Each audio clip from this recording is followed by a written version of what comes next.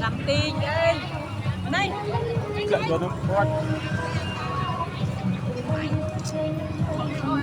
Nè.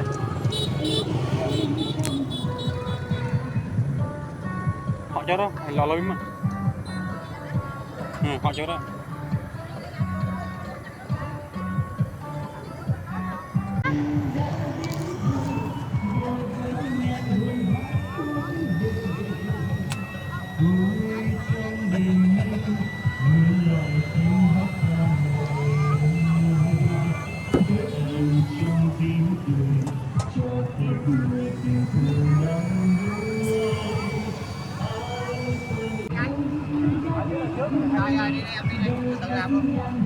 lấy 2 chai nước suối với lon Pepsi luôn.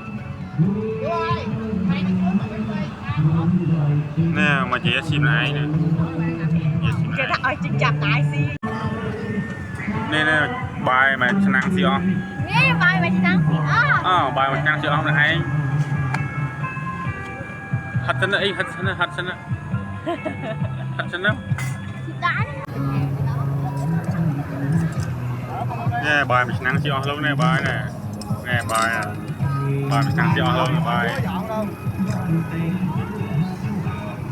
Rồi chị ơi, đang xuống luôn.